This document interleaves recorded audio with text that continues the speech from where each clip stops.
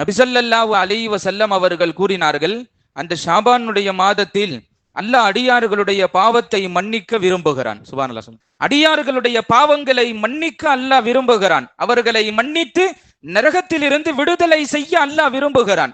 ஆனால் சிறர்களை தவிர என்று பெரும் பட்டியல் இடுகிறார்கள் நபிகள் நாயகம் ஸல்லல்லாஹு அலைஹி வஸல்லம். அதுல முதலில் யார் தெரியுமா?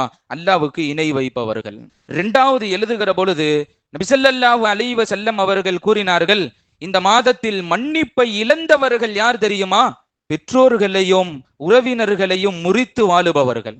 நபி ஸல்லல்லாஹு அலைஹி வஸல்லம் மேற்கோள் காண்பித்த இரண்டாவது ஒரு முக்கியமான விஷயம், இந்த மாதத்தில் அல்லாஹ் அடியார்களை மன்னிக்கிறேன் என்று விரும்புகிறான்.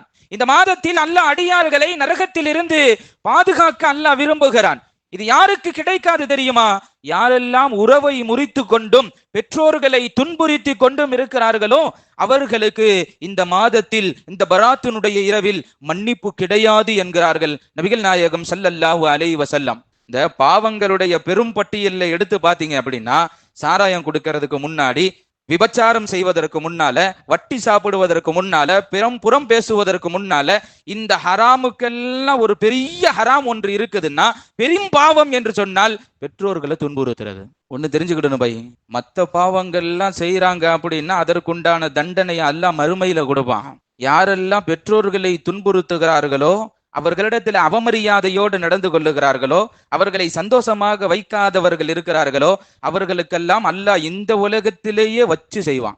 இந்த உலகத்திலேயே அவர்களுக்கு தண்டனை நடக்கும், மறு உலகத்திலும் அவர்களுக்கு தண்டனை இருக்கிறது என்றார்கள் சர்க்காரே ஆலம் ஸல்லல்லாஹு அலைஹி வஸல்லம். பெற்றோர்களுடைய துஆவை பெறக்கூடிய பிள்ளைகளாக அல்லாஹ் நம்மளை நசீபாக்குவானாக. கண்ணியமானவர்களே, குறிப்பாக பெருமானார் ரசூல் ஸல்லல்லாஹு அலைஹி வஸல்லம் இங்கே சொல்ல வருவது, பெற்றோர்களையும் நீங்கள் முறித்து விட வேண்டாம், உறவுகளையும் நீங்கள் முறித்து விட வேண்டாம். அப்படி நீங்கள் முறித்து விட்டீர்கள் என்றால் அல்லாஹ் பேசுவான், உங்களை நான் முறித்து விடுவேன் என்கிறான். உங்களை நான் முறிச்சிருவேங்கிறான் அல்லாஹ். ஹதீஸ் குதுசி இது. பெருமானார் ரசூல் ஸல்லல்லாஹு அலைஹி வஸல்லம் அவர்கள் அல்லாஹ் சொன்ன வார்த்தை என்று சொன்ன வார்த்தை. நீங்கள் உறவை முறித்து விட்டால், பெற்றோர்களை நீங்கள் ஒதுக்கி விட்டால், நான் உங்களையே ஒதுக்கி விடுவேன், உங்களை நான் சேர்த்து கொள்ள மாட்டேன் என்கிறான் ரப்புல் ஆலமீன் அல்லாஹ் ஜல்ல ஷானஹு தஆலா. அல்லாஹ் அவர்களை அரவணைத்து வாழ நமக்கு தௌஃபீக் செய்வானாக.